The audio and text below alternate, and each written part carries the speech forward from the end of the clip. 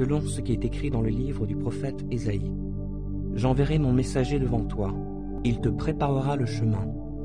On entend la voix de quelqu'un qui crie dans le désert. Préparez le chemin pour le Seigneur, faites-lui des sentiers droits. Jean parut, il baptisait dans le désert. Il appelait les gens à se faire baptiser en signe d'un profond changement, afin de recevoir le pardon de leurs péchés. Tous les habitants de la Judée et de Jérusalem se rendaient auprès de lui. Ils se faisaient baptiser par lui dans le Jourdain, en reconnaissant publiquement leurs péchés. Jean était vêtu d'un vêtement de poil de chameau, maintenu autour de la taille par une ceinture de cuir. Il se nourrissait de sauterelles et de miel sauvage. Et voici le message qu'il proclamait. Après moi va venir quelqu'un qui est plus puissant que moi. Je ne suis pas digne de me baisser devant lui pour dénouer la lanière de ses sandales. Moi, je vous ai baptisé dans l'eau, mais lui, il vous baptisera dans le Saint-Esprit.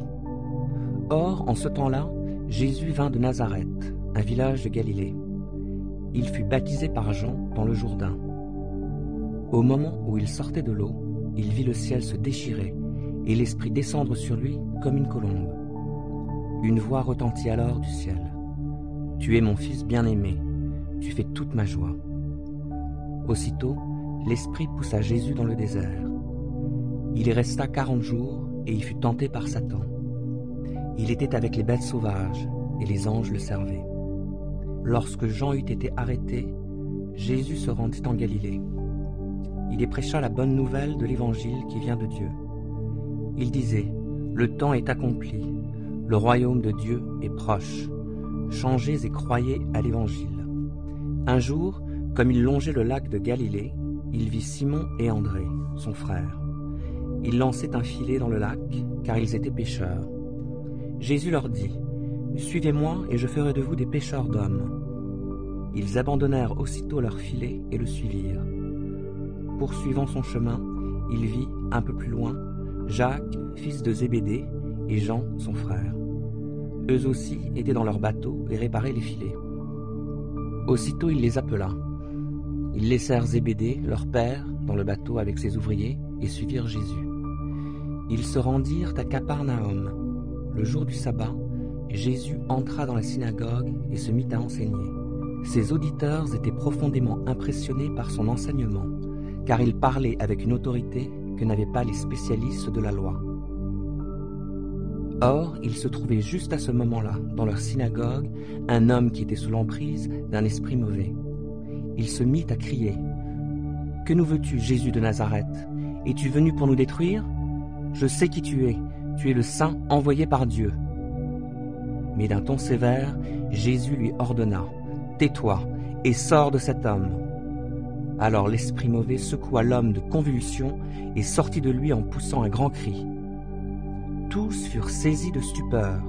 Ils se demandaient entre eux, « Que se passe-t-il? Voilà un enseignement nouveau et donné avec autorité. Il commande même aux esprits mauvais et ils lui obéissent. » Aussitôt, sa réputation se répandit dans toute la Galilée. Sortant de la synagogue, Jésus se rendit avec Jacques et Jean à la maison de Simon et d'André. La belle-mère de Simon était couchée, avec une forte fièvre. Aussitôt, ils lui parlèrent d'elle. Il s'approcha, lui prit la main, la fit lever. La fièvre la quitta, et elle se mit à les servir. Le soir, après le coucher du soleil, on lui amena tous les malades et tous ceux qui étaient sous l'emprise de démons. La ville entière se pressait devant la porte de la maison. Il guérit beaucoup de personnes, atteintes de diverses maladies. Il chassa aussi beaucoup de démons et leur défendit de parler, car ceux-ci savaient qui il était. Le lendemain, bien avant l'aube, en pleine nuit, il se leva et sortit. Il alla dans un lieu désert pour y prier. Simon et ses compagnons partirent à sa recherche. Quand ils l'eurent trouvé, ils lui dirent « Tout le monde te cherche. »« Allons ailleurs, leur répondit-il, dans les villages voisins. Il faut que j'y annonce aussi mon message, car c'est pour cela que je suis venu. » Et il partit à travers toute la Galilée. Il prêchait dans leur synagogue et chassait les démons. Un lépreux s'approcha de lui. Il le supplia, tomba à genoux devant lui et lui dit « Si tu le veux, tu peux me rendre pur. » Jésus, pris de compassion pour lui, tendit la main, le toucha et lui dit « je le veux, sois pur. » Aussitôt, la lèpre le quitta et il fut pur. Jésus lui fit de sévères recommandations et le renvoya aussitôt. « Attention, ne dis rien à personne, mais va te faire examiner par le prêtre et apporte l'offrande prescrite par Moïse pour ta purification. Cela leur servira de témoignage. » Mais lui, à peine sorti, se mit à proclamer à tout le monde ce qui lui était arrivé, et il répandit la nouvelle partout. À cause de cela, Jésus ne pouvait plus aller ouvertement dans une localité. Il se tenait en dehors, dans des lieux déserts, et on venait à lui de toutes parts. Marc 2. Quelques jours plus tard, Jésus se rendit de nouveau à Capernaum. On apprit qu'il était à la maison. Une foule s'y rassembla si nombreuse qu'il ne restait plus de place, pas même devant la porte, et Jésus leur annonçait la parole de Dieu. On lui amena un paralysé porté par 4 hommes. Mais ils ne purent pas le transporter jusqu'à Jésus, à cause de la foule. Alors ils montèrent sur le toit, défirent la toiture de la maison au-dessus de l'endroit où se trouvait Jésus, et par cette ouverture, firent glisser le brancard sur lequel le paralysé était couché. Lorsqu'il vit la foi de ces gens, Jésus dit au paralysé : « Mon enfant, tes péchés te sont pardonnés. » Or il y avait, assis là, quelques spécialistes de la loi qui raisonnaient ainsi en eux-mêmes. « Comment cet homme ose-t-il parler ainsi ? Il blasphème. Qui peut pardonner les péchés si ce n'est Dieu seul ?» Jésus sut aussitôt, en son esprit, les raisonnements qu'ils se faisaient en eux-mêmes. Il leur dit : « Pourquoi raisonnez-vous ainsi en vous-même ? Qu'est-ce qui est le plus facile ? Dire au paralysé : tes péchés te sont pardonnés, ou dire : lève-toi, prends ton brancard et marche ? Eh bien, vous saurez que le Fils de l'homme a sur la terre le pouvoir de pardonner les péchés. » Alors il déclara au paralysé : « Je te l'ordonne, lève-toi, prends ton brancard et rentre chez toi. » Aussitôt, cet homme se leva, prit son brancard et sortit devant tout le monde. Tous en furent stupéfaits et rendirent gloire à Dieu en disant : « Nous n'avons jamais rien vu de pareil. » Une nouvelle fois, Jésus s'en alla du côté du lac. Les foules venaient à sa rencontre et il les enseignait. En passant, il vit Lévi, fils d'Alphée, installé à son poste de péage, et il lui dit : « Suis-moi. » Lévi se leva et le suivit. Comme Jésus était reçu pour un repas dans la maison de Lévi, beaucoup de collecteurs d'impôts et de pécheurs notoires prirent place à table avec ses disciples et avec lui, car ils étaient nombreux à le suivre. En voyant qu'il mangeait avec ces pécheurs notoires et ces collecteurs d'impôts, les spécialistes de la loi qui appartenaient au parti des pharisiens interpellèrent ses disciples. « Comment votre maître peut-il manger de la sorte avec des collecteurs d'impôts et des pécheurs notoires ?» Jésus, qui les avait entendus, leur dit : « Les bien portants n'ont pas besoin de médecins. Ce sont les malades qui en ont besoin. Je ne suis pas venu appeler des justes, mais des pécheurs. » Un jour que les disciples de Jean et les pharisiens étaient en train de jeûner, ils vinrent trouver Jésus et lui demandèrent : « Comment se fait-il que tes disciples ne jeûnent pas, alors que les disciples de Jean et les pharisiens le font ?» Jésus leur répondit : « Comment les invités d'une noce pourraient-ils jeûner pendant que le marié est avec eux ? Aussi longtemps que le marié se trouve parmi eux, ils ne peuvent pas jeûner. Le temps viendra où il leur sera enlevé. Alors ce jour-là, ils jeûneront. Personne ne raccommode un vieux vêtement avec un morceau d'étoffe neuve. Sinon, la pièce rapportée tire sur la vieille étoffe et en arrache une partie. Finalement, la déchirure est pire qu'avant. De même, personne ne verse du vin nouveau dans de vieilles outres. Sinon le vin nouveau les fait éclater. Et voilà le vin perdu et les outres aussi. À vin nouveau, outre neuve. » Un jour de sabbat, Jésus traversait des champs de blé, et ses disciples, tout en marchant, cueilliient des épis. Les pharisiens le firent remarquer à Jésus. « Regarde, pourquoi tes disciples font-ils le jour du sabbat ce qui est interdit ce jour-là » Il leur répondit : « N'avez-vous jamais lu ce qu'a fait David, lorsque lui et ses compagnons ont eu faim et qu'ils n'avaient rien à manger ? Il est entré dans le sanctuaire de Dieu. » Ce récit se trouve dans la section où il est question du grand prêtre Abiatar. Il a mangé les pains exposés devant Dieu, que seuls les prêtres ont le droit de manger, et il en a donné aussi à ces hommes. Et il ajouta, « Le sabbat a été fait pour l'homme, et non pas l'homme pour le sabbat. C'est pourquoi le Fils de l'homme est aussi maître du sabbat. » Marc 3. Jésus entra de nouveau dans la synagogue. Il s'y trouvait un homme avec la main paralysée. On le surveillait attentivement pour voir s'il le guérirait un jour de sabbat. Il voulait ainsi pouvoir l'accuser. Jésus dit à l'homme à la main infirme, « Lève-toi et mets-toi là, au milieu. » Puis il demanda aux autres, « Est-il permis, le jour du sabbat, de faire du bien ou de faire du mal? A-t-on le droit de sauver une vie ou faut-il la laisser se détruire ?» Mais personne ne dit mot.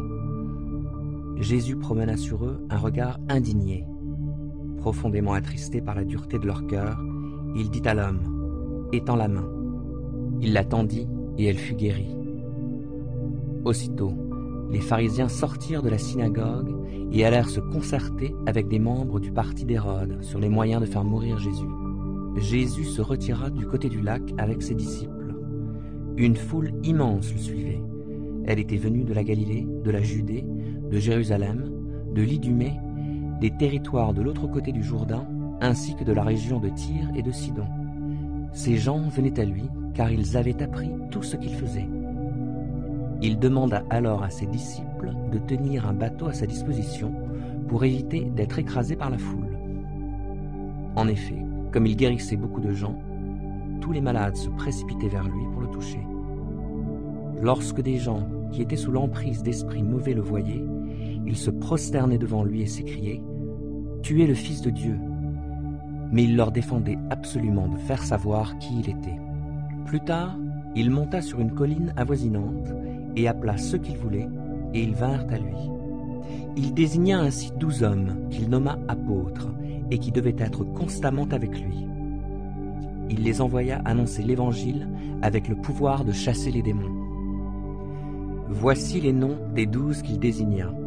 Simon, auquel Jésus donna le nom de Pierre, Jacques, fils de Zébédée, et Jean, son frère, auquel il donna le nom de Boanerges, ce qui signifie « fils du tonnerre », André, Philippe, Barthélemy, Matthieu, Thomas, Jacques, fils d'Alphée, Thaddée, Simon le Zélé et Judas Iscariote, celui qui le trahit. Jésus alla à la maison, et de nouveau, la foule s'y pressa, au point que lui et ses disciples n'arrivaient même plus à manger. Quand les membres de sa famille l'apprirent, ils vinrent pour le ramener de force avec eux. Ils disaient en effet, « Il est devenu fou ». Les spécialistes de la loi qui étaient venus de Jérusalem disaient, « Il est sous l'emprise de Belzébul.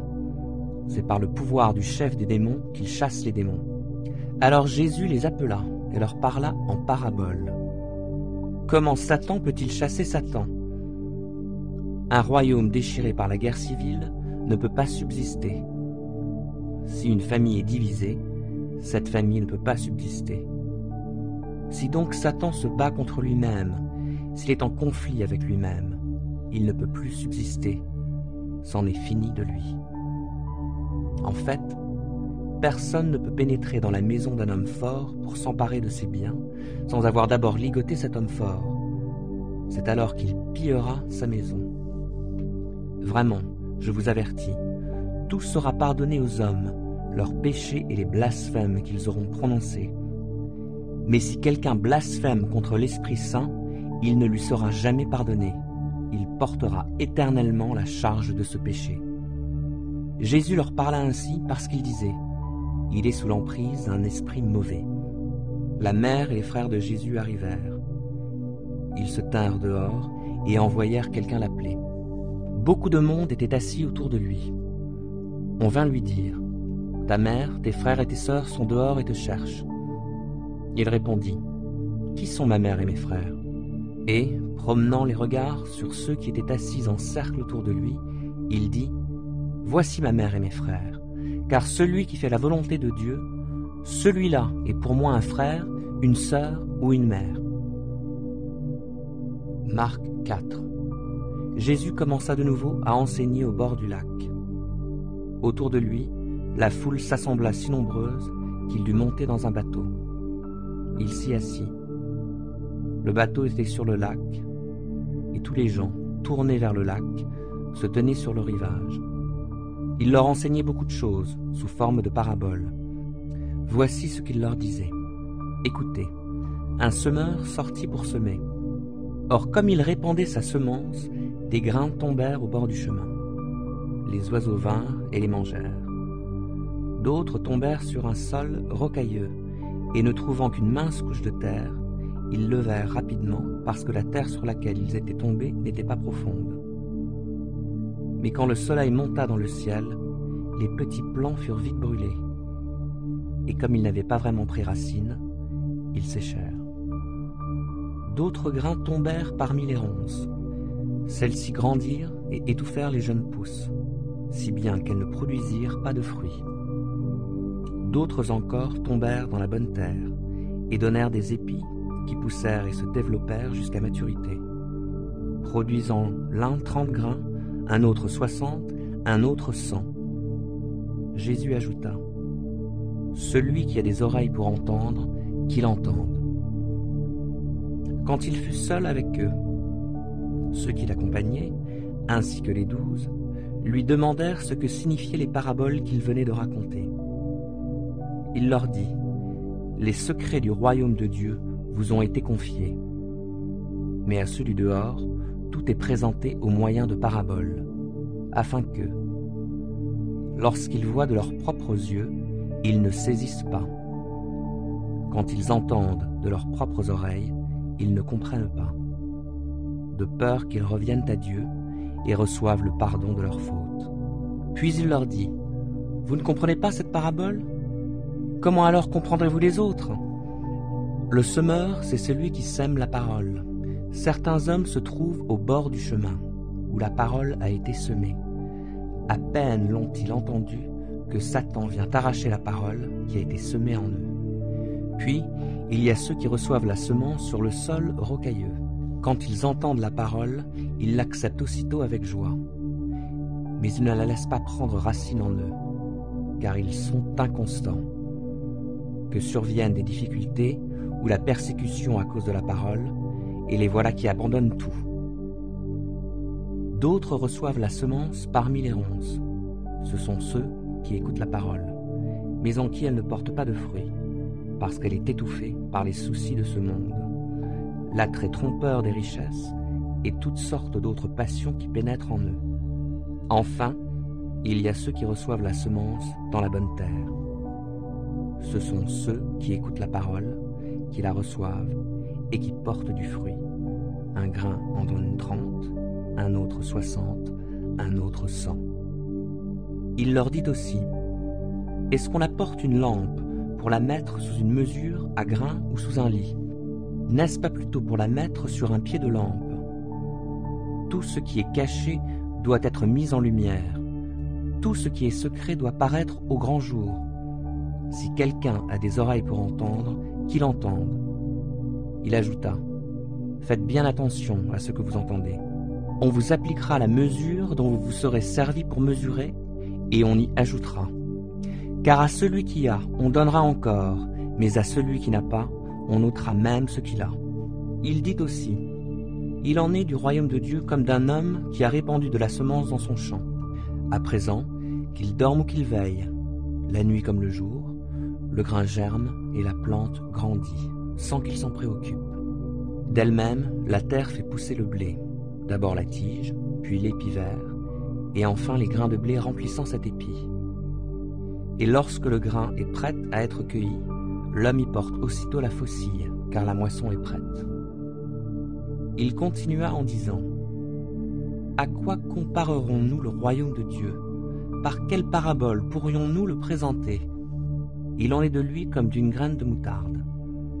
Lorsqu'on la sème dans la terre, c'est la plus petite des semences du monde. Mais, une fois semée, elle pousse et devient plus grande que toutes les plantes du potager.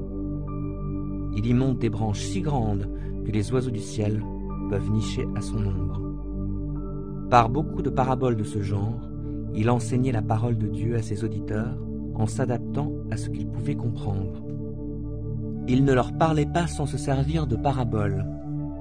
Et, lorsqu'il était seul avec ses disciples, il leur expliquait tout. Ce jour-là, quand le soir fut venu, Jésus dit à ses disciples : « Passons de l'autre côté du lac. » Ils laissèrent la foule et emmenèrent Jésus sur le lac, dans le bateau où il se trouvait. D'autres bateaux les accompagnaient. Or, voilà qu'un vent très violent se mit à souffler. Les vagues se jetaient contre le bateau, qui se remplissait d'eau. Lui, à l'arrière, dormait, la tête sur un coussin. Les disciples le réveillèrent et lui crièrent : « Maître, nous sommes perdus, et tu ne t'en soucies pas ?» Il se réveilla, parla sévèrement au vent et ordonna au lac : « Silence, tais-toi !» Le vent tomba et il se fit un grand calme. Puis il dit à ses disciples : « Pourquoi avez-vous si peur ? Vous ne croyez pas encore ?»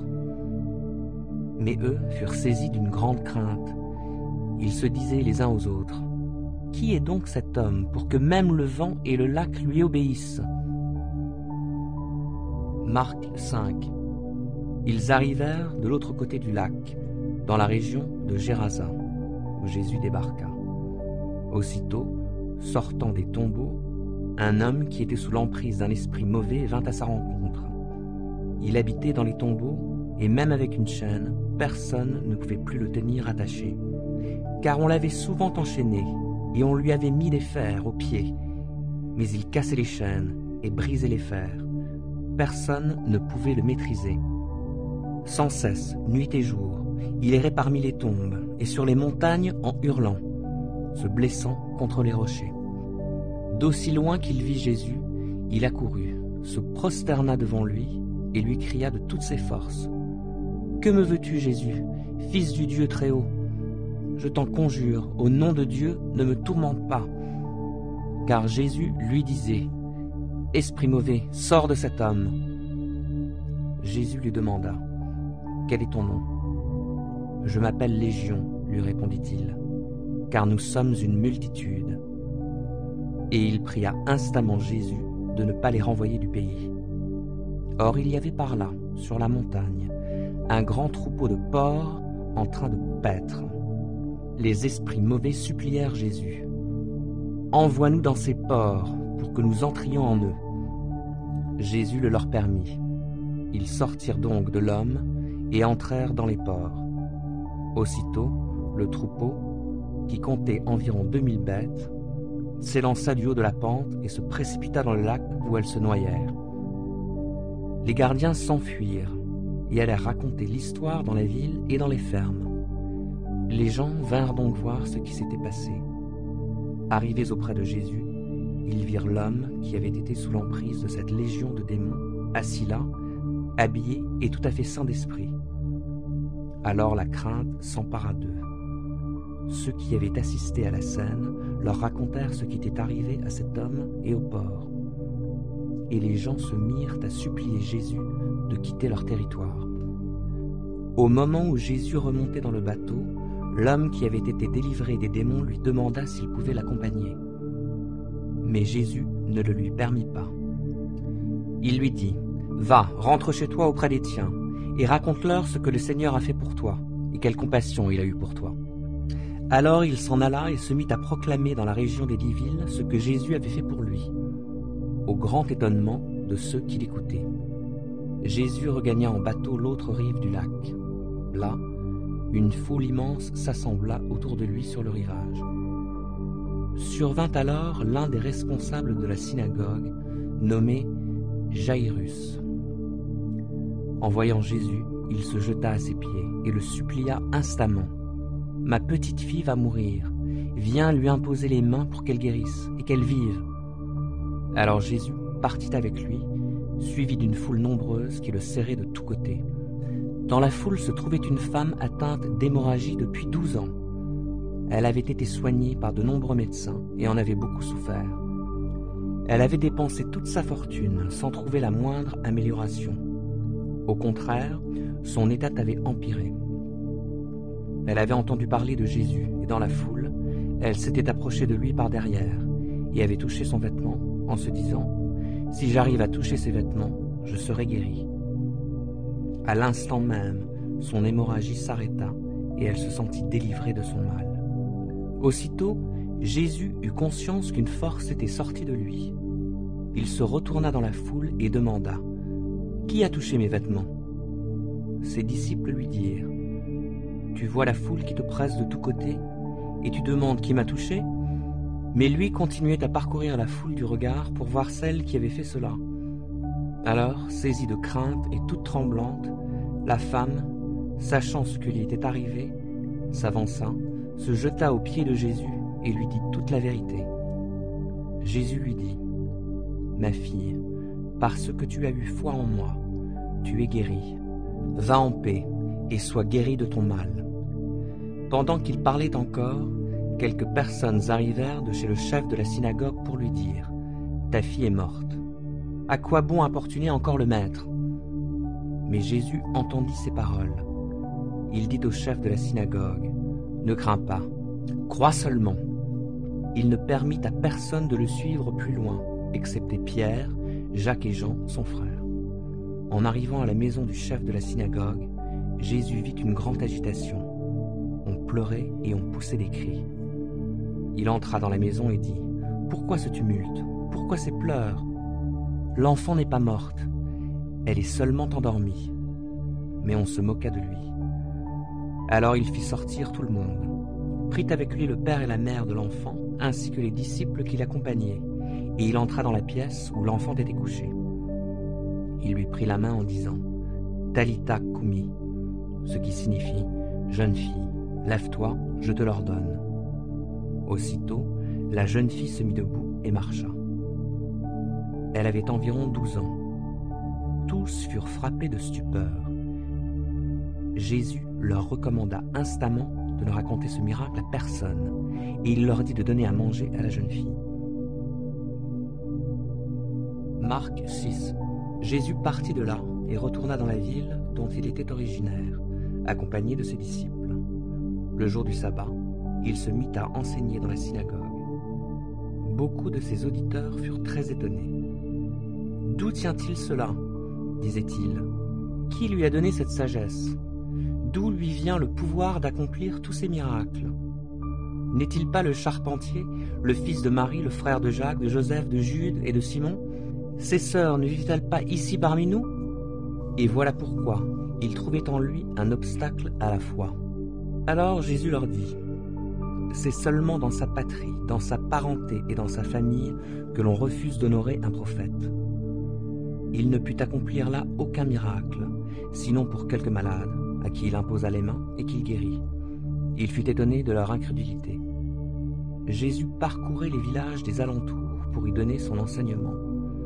Il appela les 12 et les envoya en mission, 2 par 2, en leur donnant autorité sur les esprits mauvais.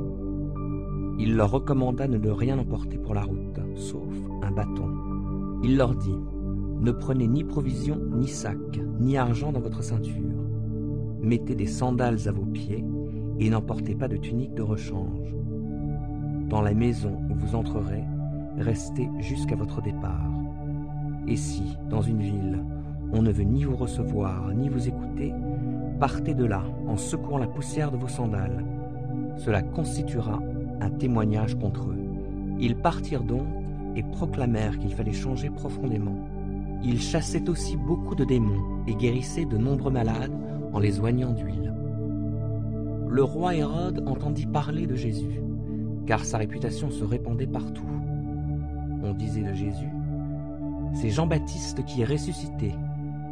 C'est pour cela qu'il détient le pouvoir de faire des miracles. » D'autres disaient « C'est Élie. » D'autres encore « C'est un prophète comme il y en avait autrefois. » De son côté, Hérode, qui entendait tout cela, se disait « C'est celui que j'ai fait décapiter, c'est Jean, et il est ressuscité. » En effet, Hérode avait fait arrêter Jean, l'avait fait enchaîner et jeter en prison à cause d'Hérodiade, la femme de Philippe, son demi-frère, qu'il avait épousé. Car Jean disait à Hérode « Tu n'as pas le droit de prendre la femme de ton frère. » Hérodiade, furieuse contre lui, cherchait à le faire mourir, mais elle n'y parvenait pas, car Hérode craignait Jean. Il savait que c'était un homme juste et saint. Il le protégeait donc. Quand il l'entendait parler, il en restait fort perplexe. Et pourtant, il aimait l'entendre. Un jour cependant, Hérodiade trouva une occasion favorable, lors de l'anniversaire d'Hérode. Celui-ci organisa ce jour-là une grande fête, à laquelle il invita les hauts dignitaires de sa cour, les officiers supérieurs et les notables de la Galilée. Au cours du banquet, la fille d'Hérodiade entra dans la salle. Elle dansa. Hérode et ses invités étaient sous son charme. Le roi dit alors à la jeune fille, « Demande-moi ce que tu voudras et je te le donnerai. » Il alla même jusqu'à lui faire ce serment. « Tout ce que tu me demanderas, je te le donnerai, même si c'est la moitié de mon royaume. » Elle sortit pour prendre conseil auprès de sa mère. « Que vais-je lui demander ?»« La tête de Jean-Baptiste, » lui répondit celle-ci. Aussitôt, la jeune fille se hâta de retourner auprès du roi pour lui exprimer son vœu en ces termes. « Je veux que tout de suite, tu me donnes sur un plat la tête de Jean-Baptiste. » Le roi en fut consterné, mais à cause de son serment et de ses invités, il ne voulut pas le lui refuser. Il envoya donc aussitôt un garde en lui ordonnant de rapporter la tête de Jean. Celui-ci s'en alla décapiter Jean dans la prison. Il apporta la tête sur un plat et la remit à la jeune fille, et celle-ci la donna à sa mère. Lorsque les disciples de Jean apprirent ce qui s'était passé, ils vinrent prendre son corps pour l'ensevelir dans un tombeau. À leur retour, les apôtres se réunirent auprès de Jésus et lui rendirent compte de tout ce qu'ils avaient fait et de tout ce qu'ils avaient enseigné. Alors il leur dit, « Venez avec moi dans un endroit isolé et vous prendrez un peu de repos. » Il y avait effectivement beaucoup de monde qui allait et venait, et ils ne trouvaient même pas le temps de manger. Ils partirent donc dans le bateau pour aller à l'écart dans un endroit désert. Mais beaucoup les virent s'en aller et les reconnurent. De toutes les bourgades, on accourut à pied et on les devança à l'endroit où ils se rendaient. Aussi, quand Jésus descendit du bateau, il vit une foule nombreuse. Il fut pris de compassion pour eux, parce qu'ils étaient comme des brebis sans berger. Alors il se mit à renseigner longuement. Il se faisait déjà tard. Ses disciples s'approchèrent de lui et lui dirent, « Cet endroit est désert, et il est déjà tard. Renvoie donc ces gens pour qu'ils aillent dans les hameaux et les villages des environs s'acheter de quoi manger. » Mais Jésus leur répondit, « Donnez-leur vous-même à manger. » Ils lui demandèrent, « Faut-il que nous allions acheter pour 200 pièces d'argent de pain et que nous leur donnions à manger ?» Jésus reprit, « Combien avez-vous de pain? Allez voir. » Ils allèrent se renseigner et revinrent lui dire, « Il y en a 5 et 2 poissons. » Alors il leur ordonna de faire asseoir la foule par groupe sur l'herbe verte. Les gens s'installèrent par terre, par rangées de 100 et de 50. Jésus prit les 5 pains et les 2 poissons, leva les yeux vers le ciel, prononça la prière de bénédiction. Il partagea les pains et les donna aux disciples pour qu'ils les distribuent à la foule. Il partagea aussi les 2 poissons entre tous. Tout le monde mangea à satiété. On ramassa les morceaux de pain qui restaient. Il y en eut 12 paniers pleins. Il restait aussi des poissons.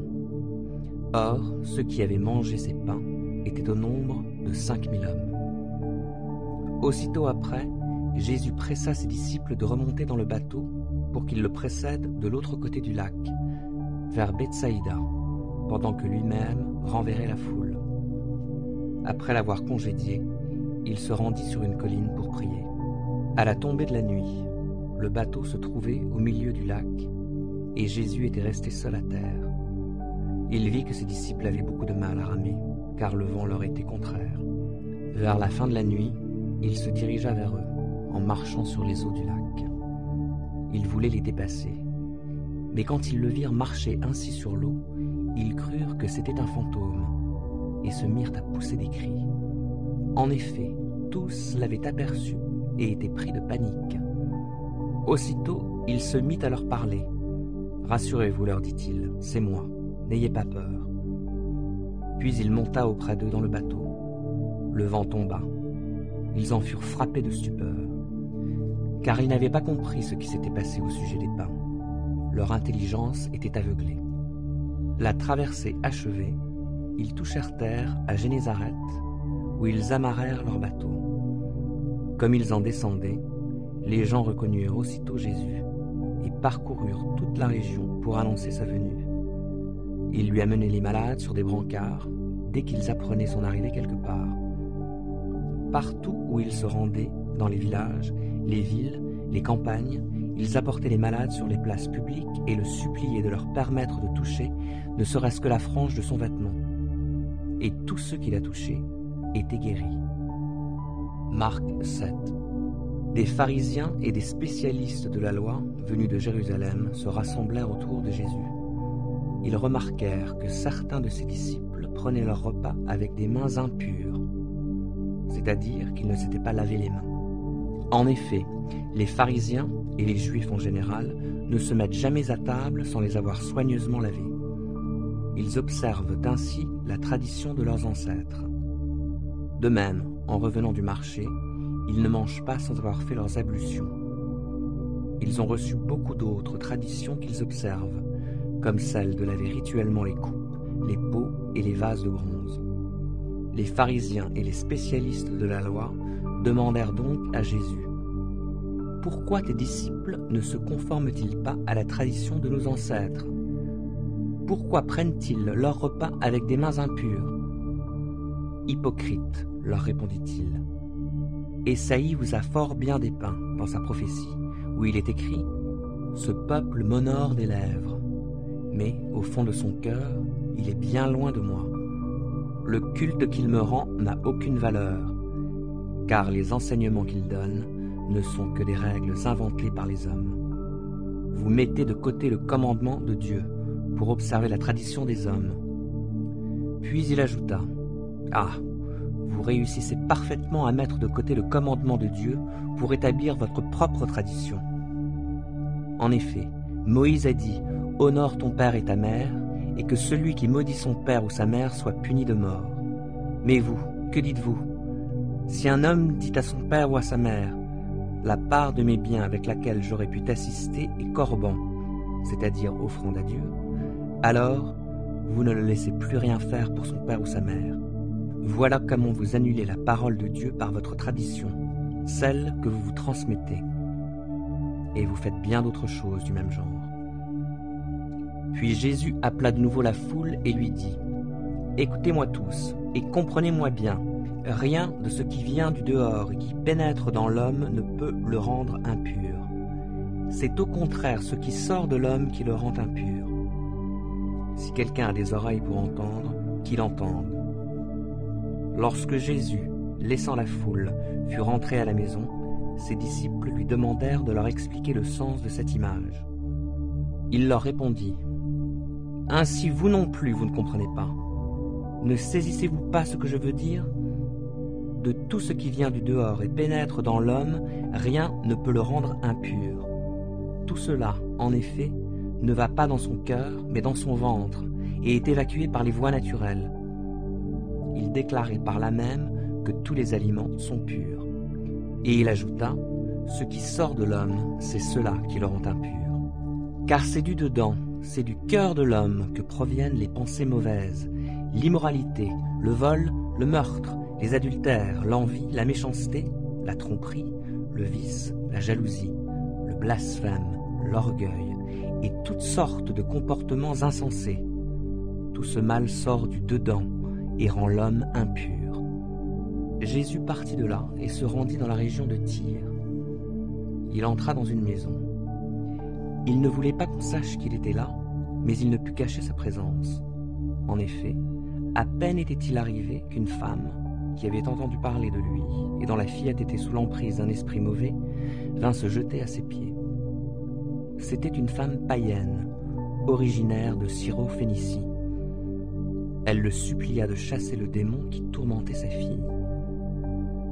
Jésus lui dit: « Laisse d'abord se rassasier les enfants de la maison, car il ne serait pas convenable de prendre le pain des enfants pour le jeter aux petits chiens. »« Sans doute, Seigneur, reprit-elle, mais les petits chiens qui sont sous la table mangent les miettes que laissent tomber les enfants. » Et Jésus de répondre: « À cause de cette parole, va, retourne chez toi, le démon vient de sortir de ta fille. » Elle rentra chez elle et trouva son enfant couché sur le lit. Le démon était parti. Jésus quitta la région de Tyr, passa par Sidon et regagna le lac de Galilée en traversant le territoire des 10 villes. On lui amena un sourd qui avait du mal à parler et on le pria de lui imposer les mains. Jésus l'emmena seul avec lui, loin de la foule. Après avoir posé ses doigts sur les oreilles du malade, il les humecta de salive et lui toucha la langue. Alors il leva les yeux au ciel, poussa un soupir et dit « Ephphatha », ce qui signifie « Ouvre-toi ». Aussitôt, les oreilles de cet homme s'ouvrirent, sa langue se délia et il se mit à parler correctement. Jésus recommanda à ceux qui étaient là de n'en rien dire à personne, mais plus il le leur défendait, plus ils en parlaient. Remplis d'étonnement, les foules s'écriaient « Tout ce qu'il fait est magnifique. Il fait entendre les sourds et parler les muets. » Marc 8. En ces jours-là, une grande foule s'était de nouveau rassemblée autour de Jésus, et elle n'avait rien à manger. Jésus appela donc ses disciples et leur dit « J'ai pitié de cette foule. Cela fait 3 jours que ces gens sont avec moi, et ils n'ont rien à manger. Si je les renvoie chez eux à jeun, les forces vont leur manquer en chemin, car certains d'entre eux sont venus de loin. » Ses disciples lui répondirent « Où pourra-t-on trouver dans cet endroit désert assez de pain pour les nourrir ? » « Combien avez-vous de pain ? » leur demanda-t-il. « 7, répondirent-ils. Alors, il invita tout le monde à s'asseoir par terre. Il prit les 7 pains et, après avoir remercié Dieu, il les partagea et les donna à ses disciples pour qu'ils les distribuent à la foule. Ce qu'ils firent. Ils avaient aussi quelques petits poissons. Jésus prononça la prière de bénédiction pour les poissons et dit à ses disciples de les distribuer également. Tout le monde mangea à satiété. On ramassa 7 corbeilles des morceaux qui restaient. Il y avait là environ 4000 hommes. Ensuite, Jésus les congédia. Aussitôt après, il monta dans le bateau avec ses disciples et se rendit dans la région de Dalmanutha. Des pharisiens arrivèrent et engagèrent une discussion avec lui. Il lui demandait de leur faire voir un signe miraculeux qui viendrait du ciel. Il lui tendait un piège. Jésus poussa un profond soupir et dit « Pourquoi les gens de notre temps réclament-ils un signe miraculeux ? Vraiment, je vous l'assure, il ne leur en sera accordé aucun. » Il les quitta, remonta dans le bateau et partit pour l'autre rive. Les disciples avaient oublié d'emporter du pain. Il n'en avait qu'un seul avec eux dans le bateau. Or, Jésus leur recommanda « Faites bien attention, gardez-vous du levain des pharisiens et de celui d'Hérode. » Les disciples discutaient entre eux. « Il dit cela parce que nous n'avons pas de pain. » Jésus, sachant ce qui se passait, leur dit « Vous discutez parce que vous n'avez pas de pain. Pourquoi ? Ne comprenez-vous pas encore et ne saisissez-vous pas ? Votre intelligence est-elle aveuglée ?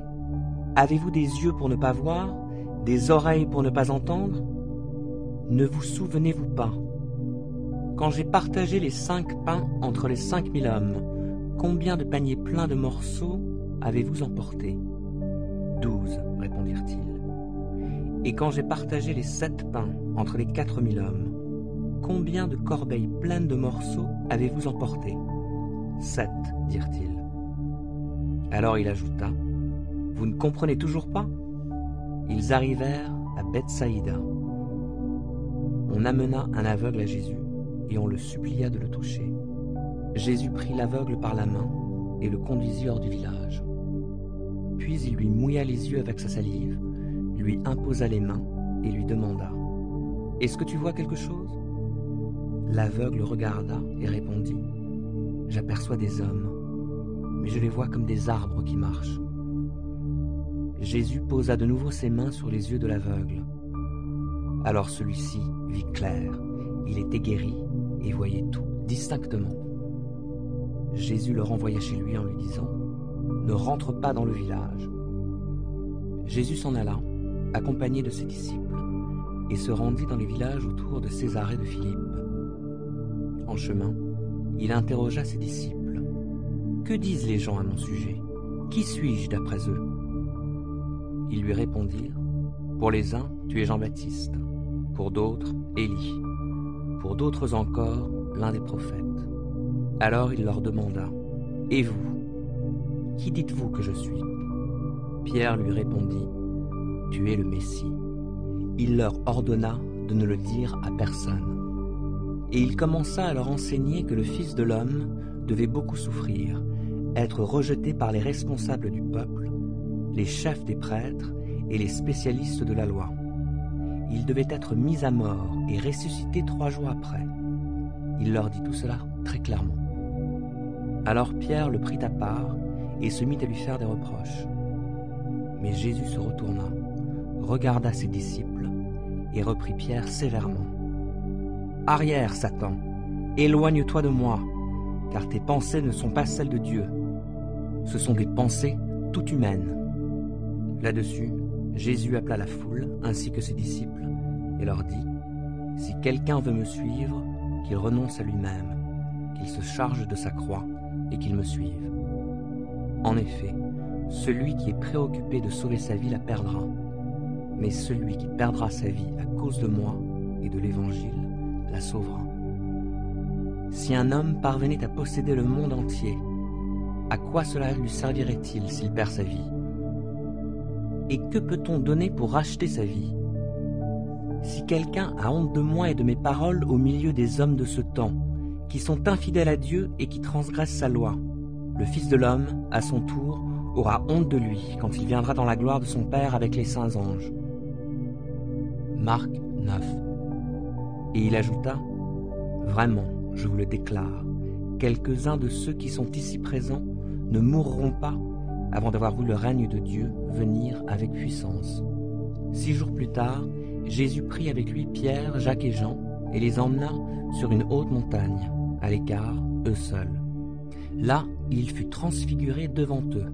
Ses vêtements devinrent éblouissants et si parfaitement blancs que personne sur la terre ne peut produire une telle blancheur. Alors Élie leur apparut avec Moïse. Ils parlaient tous deux avec Jésus. Pierre s'adressa à Jésus et lui dit, « Maître, il est bon que nous soyons ici. Nous allons dresser 3 tentes, une pour toi, une pour Moïse et une pour Élie. » En fait, ils ne savaient ce qu'ils disaient, car ils étaient tous les 3 remplis de peur. Une nuée se forma alors et les enveloppa. Une voix en sortit. « Celui-ci est mon fils bien-aimé, écoutez-le. » Aussitôt, les disciples regardèrent autour d'eux, et ils ne virent plus personne, sinon Jésus, qui était seul avec eux. Pendant qu'ils descendaient de la montagne, il leur ordonna de ne raconter à personne ce qu'ils venaient de voir, jusqu'à ce que le Fils de l'homme ressuscite. Ils obéirent à cet ordre, mais discutaient entre eux sur ce que ressusciter voulait dire. Ils lui demandèrent alors, « Pourquoi les spécialistes de la loi disent-ils qu'Élie doit venir d'abord ?» « Oui, leur dit-il, Élie vient d'abord pour remettre toutes choses en ordre. Pourquoi l'Écriture annonce-t-elle aussi que le Fils de l'homme souffrira beaucoup et sera traité avec mépris? En fait, je vous le déclare, Élie est venu et ils l'ont traité comme ils ont voulu, comme l'Écriture l'a annoncé à son sujet. » Lorsqu'ils revinrent vers les disciples, ils virent une grande foule qui les entourait et des spécialistes de la loi qui discutaient avec eux. Dès que tous ces gens aperçurent Jésus, ils furent très surpris et se précipitèrent à sa rencontre pour le saluer. « De quoi discutez-vous avec eux ?» leur demanda-t-il. De la foule, quelqu'un lui répondit, « Maître, je t'ai amené mon fils, car il est sous l'emprise d'un esprit qui le rend muet. Partout cet esprit s'empare de lui, il le jette par terre. De l'écume sort de la bouche de l'enfant qui grince des dents. Puis il devient tout raide. J'ai demandé à tes disciples de chasser ce mauvais esprit, mais ils n'ont pas pu le faire. » Jésus s'adressa à eux et leur dit, « Gens incrédules, jusqu'à quand devrais-je encore rester avec vous? Jusqu'à quand devrais-je vous supporter? Amenez-moi l'enfant. » On le lui amena. Mais dès qu'il vit Jésus, l'esprit mauvais agita convulsivement l'enfant et le jeta par terre. Celui-ci se roula sur le sol, de l'écume à la bouche. « Depuis combien de temps cela lui arrive-t-il » demanda Jésus à son père. « Depuis qu'il est tout petit, souvent même.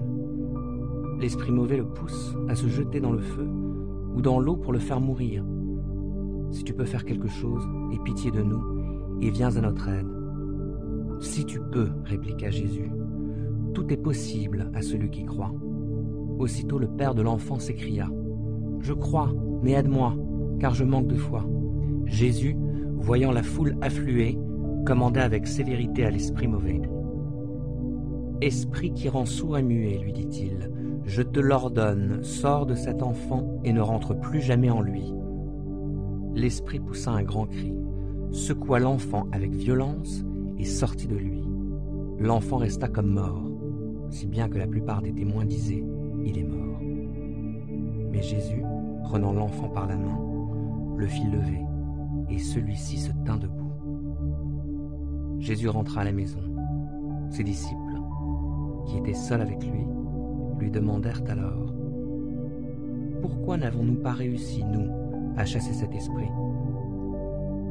Jésus leur répondit « Des esprits comme celui-là, on ne peut les chasser que par la prière. » En partant de là, ils traversèrent la Galilée, mais Jésus ne voulait pas qu'on le sache, car il se consacrait à l'enseignement de ses disciples. Il leur disait « Le Fils de l'homme va être livré aux mains des hommes. Ils le feront mourir, mais 3 jours après sa mort, il ressuscitera. » Eux, cependant, ne comprenaient pas ces paroles, et ils avaient peur de lui demander des explications. Ils arrivèrent à Capernaum. Quand ils furent rentrés à la maison, Jésus leur demanda « De quoi avez-vous discuté en route ?» Mais ils se taisaient, car durant le trajet, ils avaient discuté pour savoir lequel d'entre eux était le plus grand.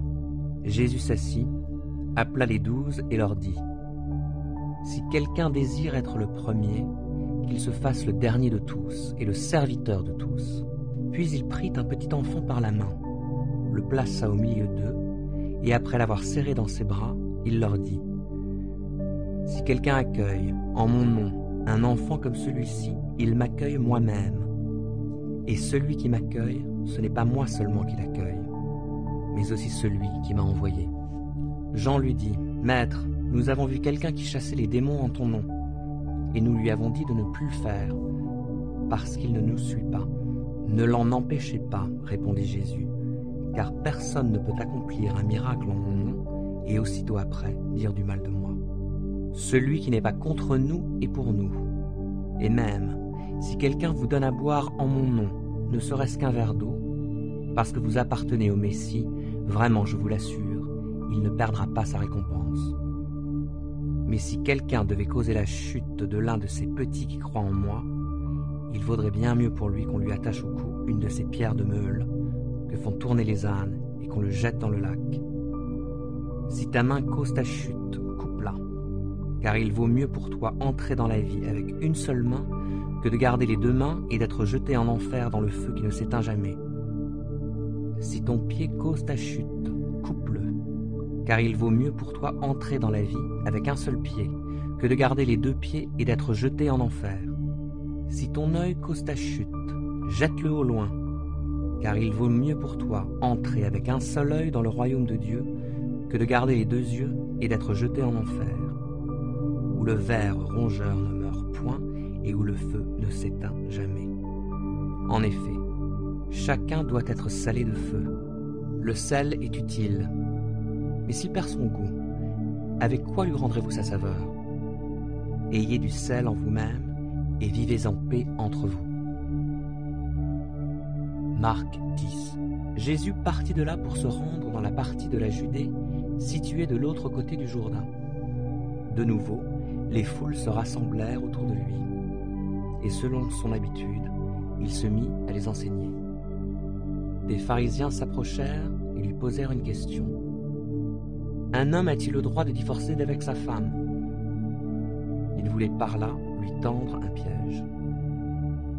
Il leur répondit « Quel commandement Moïse vous a-t-il donné ?» Moïse, lui dirent-ils, a permis de divorcer d'avec sa femme à condition de lui donner un certificat de divorce. Jésus leur répondit C'est à cause de la dureté de votre cœur que Moïse a écrit ce commandement pour vous. Mais au commencement de la création, Dieu a créé l'être humain homme et femme. C'est pourquoi l'homme laissera son père et sa mère pour s'attacher à sa femme, et les deux ne feront plus qu'un. Ainsi, ils ne sont plus deux, ils font un. Que l'homme ne sépare donc pas ce que Dieu a uni. De retour à la maison, les disciples l'interrogèrent à nouveau sur ce sujet. Il leur dit: celui qui divorce et se remarie commet un adultère à l'égard de sa première femme. Et si une femme divorce et se remarie, elle commet un adultère. Des gens amenèrent à Jésus de petits enfants pour qu'il pose les mains sur eux. Mais les disciples leur firent des reproches. Jésus le vit et s'en indigna. Laissez donc les petits enfants venir à moi. Ne les en empêchez pas, car le royaume de Dieu appartient à ceux qui leur ressemblent. Vraiment, je vous l'assure, celui qui ne reçoit pas le royaume de Dieu comme un petit enfant n'y entrera pas. Là-dessus, il prit les enfants dans ses bras, posa les mains sur eux et les bénit. Comme il partait, un homme accourut, se jeta à genoux devant lui et lui demanda: « Bon maître, que dois-je faire pour obtenir la vie éternelle ?» « Pourquoi m'appelles-tu bon ?» lui répondit Jésus. « Personne n'est bon, sinon Dieu seul. Tu connais les commandements. Ne commets pas de meurtre, ne commets pas d'adultère, ne commets pas de vol, ne porte pas de faux témoignages, ne fais de tort à personne, honore ton père et ta mère. »« Maître, répondit l'homme, tout cela je l'ai appliqué depuis ma jeunesse. » Jésus posa sur cet homme un regard plein d'amour et lui dit: « Il ne te manque qu'une chose. Va, vends tout ce que tu possèdes, donne le produit de la vente aux pauvres, et tu auras un trésor dans le ciel. Puis viens et suis-moi. » En entendant ces paroles, l'homme s'assombrit et s'en alla tout triste, car il était très riche. Jésus parcourut du regard le cercle de ses disciples, puis il leur dit qu'il est difficile à ceux qui ont des richesses d'entrer dans le royaume de Dieu. Cette parole les surprit, mais Jésus insista. Oui, mes enfants, qu'il est difficile d'entrer dans le royaume de Dieu. Il est plus facile à un chameau de passer par le trou d'une aiguille qu'à un riche d'entrer dans le royaume de Dieu. Les disciples furent encore plus étonnés, et ils se demandaient entre eux: Mais alors, qui peut être sauvé ? Jésus les regarda et leur dit: Aux hommes c'est impossible, mais non à Dieu, car tout est possible à Dieu. Alors Pierre lui dit: Nous avons tout quitté pour te suivre.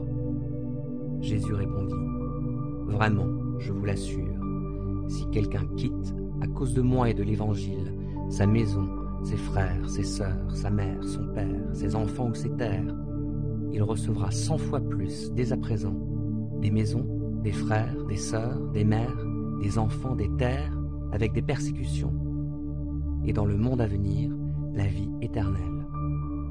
Mais beaucoup de ceux qui sont maintenant les premiers seront parmi les derniers, et beaucoup de ceux qui sont maintenant les derniers seront parmi les premiers. Ils étaient en route pour monter à Jérusalem. Jésus marchait en tête.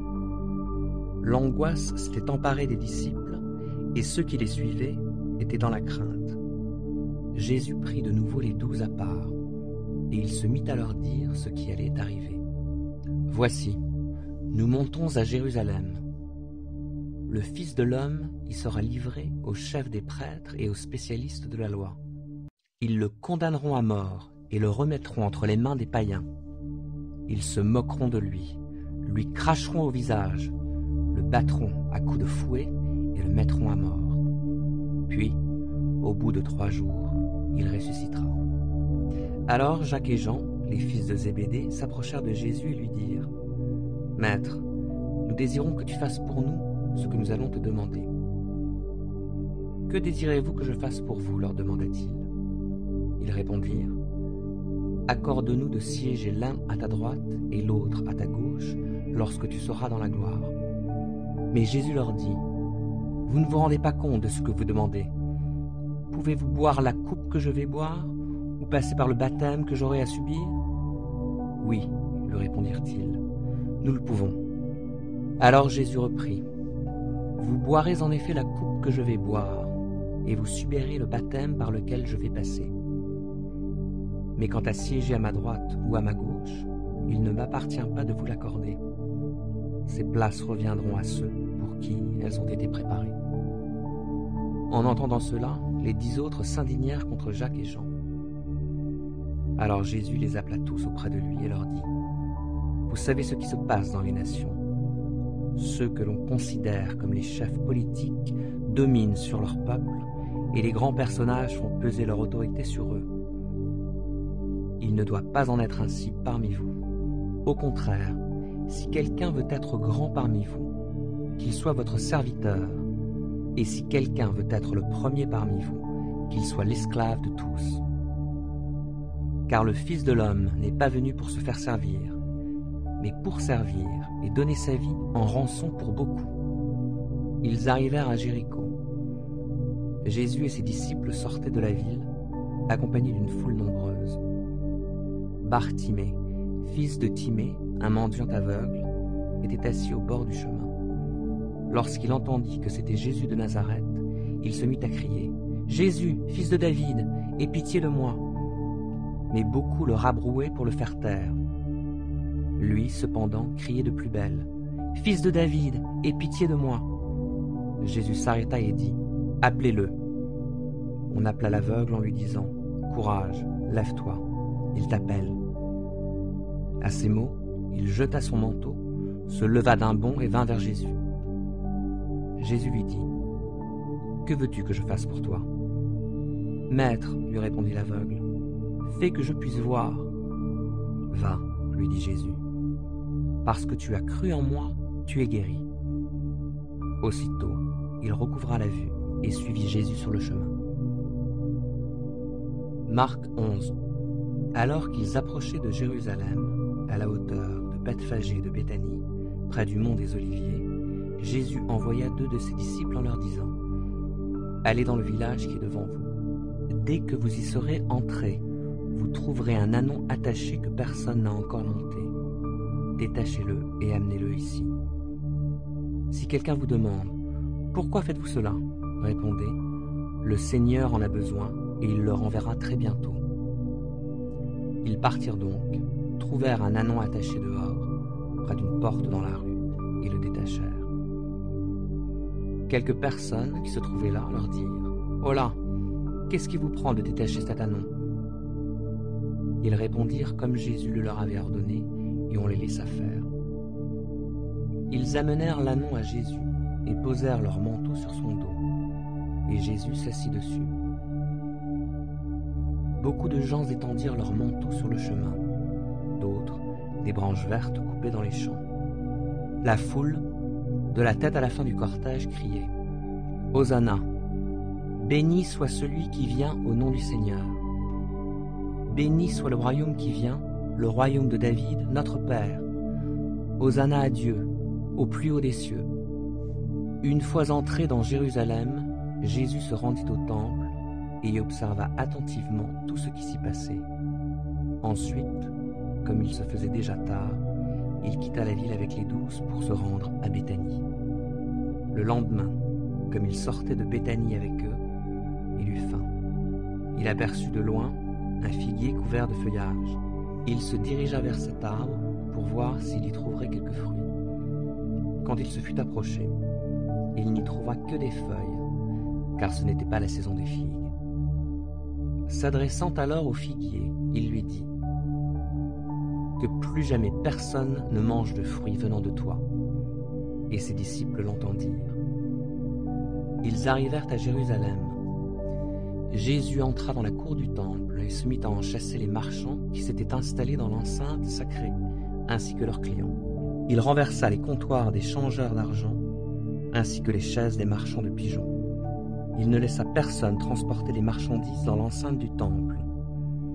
Puis, s'adressant à tous, il les enseigna en disant : « N'est-il pas écrit : On appellera ma maison une maison de prière pour tous les peuples, mais vous, vous en avez fait une caverne de brigands. »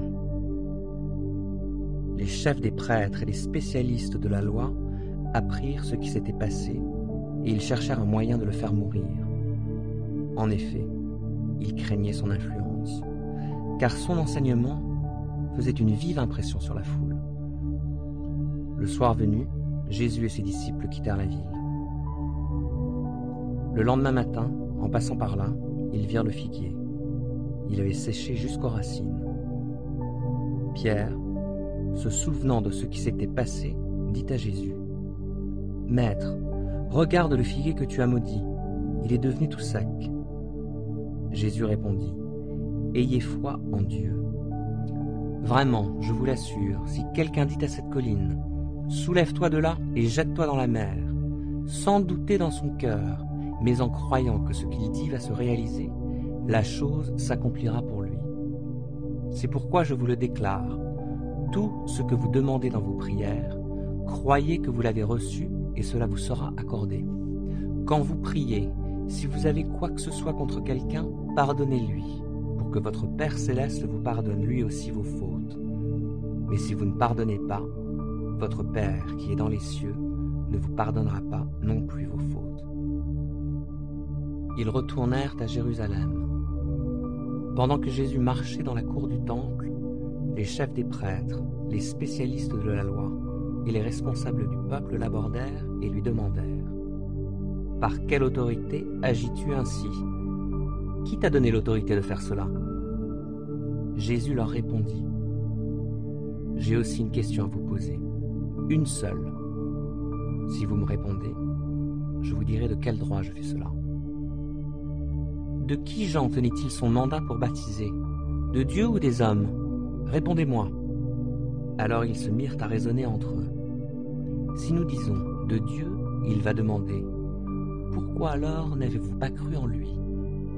Mais d'autre part, si nous répondons « des hommes », alors ils craignaient les réactions de la foule, car tout le monde pensait que Jean était un vrai prophète. Ils répondirent donc à Jésus : « Nous ne savons pas. » Et Jésus répliqua : « Alors moi non plus, je ne vous dirai pas par quelle autorité j'agis comme je le fais. » Marc 12. Puis il se mit à leur parler en utilisant des paraboles. Un homme planta une vigne, l'entoura d'une haie, creusa un pressoir et bâtit une tour de guet. Après cela, il la loua à des vignerons et partit en voyage. Au moment des vendanges, il envoya un de ses serviteurs aux vignerons pour recevoir la part du produit de sa vigne qui lui revenait. Mais ceux-ci se précipitèrent sur ce serviteur, le rouèrent de coups et le renvoyèrent les mains vides.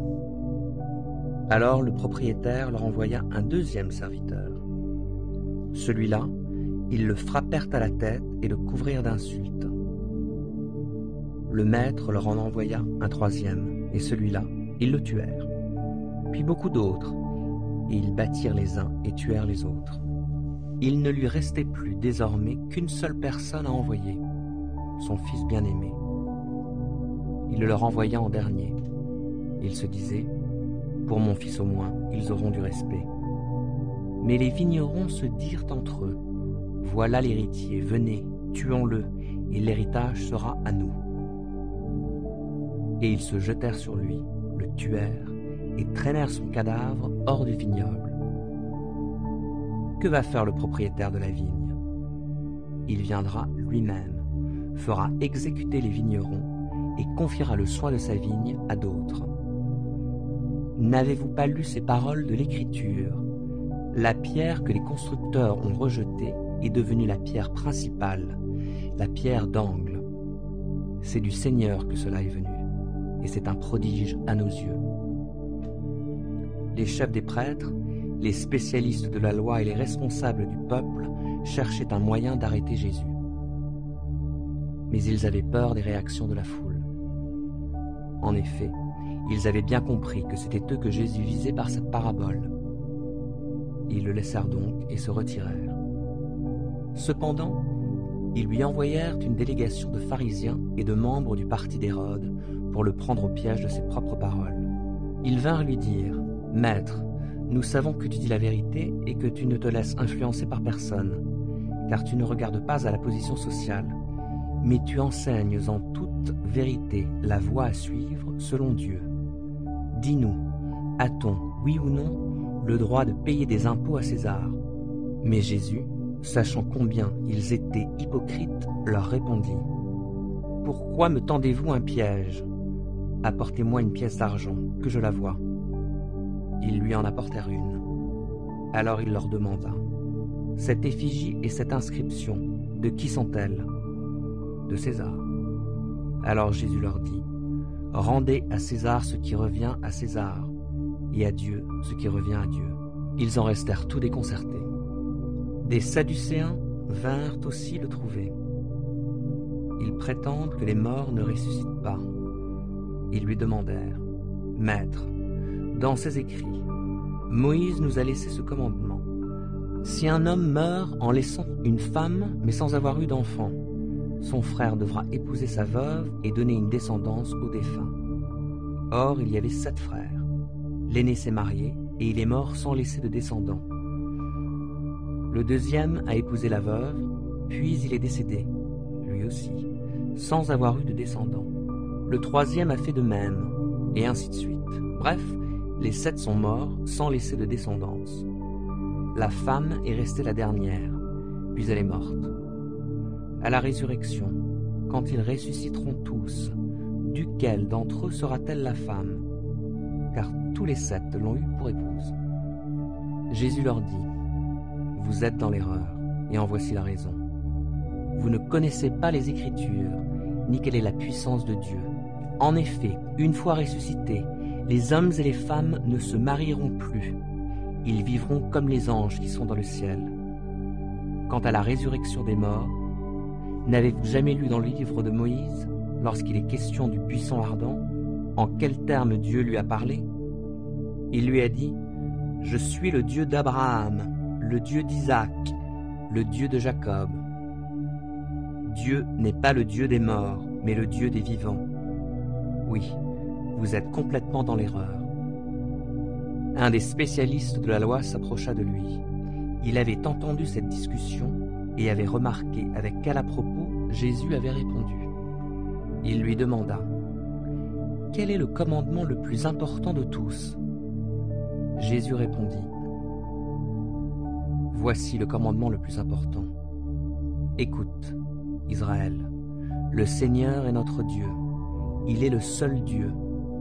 Tu aimeras donc le Seigneur, ton Dieu, de tout ton cœur, de toute ton âme, de toute ta pensée et de toute ton énergie. Et voici celui qui vient en second rang. Tu aimeras ton prochain comme toi-même. Il n'y a pas de commandement plus important que cela. C'est bien, maître, lui dit le spécialiste de la loi. Tu as dit vrai. Il n'y a qu'un seul Dieu. Il n'y en a pas d'autre que lui. L'aimer de tout son cœur, de toute son intelligence et de toute son énergie, ainsi qu'aimer son prochain comme soi-même, c'est bien plus important que tous les holocaustes et tous les sacrifices. Jésus, voyant qu'il avait répondu avec intelligence, lui dit : Tu n'es pas loin du royaume de Dieu. Après cela, personne n'osa plus lui poser de questions. Pendant qu'il enseignait dans la cour du temple, Jésus demanda : Comment les spécialistes de la loi peuvent-ils dire que le Messie doit être un descendant de David ? David lui-même, inspiré par le Saint-Esprit, a déclaré : Le Seigneur a dit à mon Seigneur : Viens siéger à ma droite, jusqu'à ce que j'ai mis tes ennemis à terre sous tes pieds.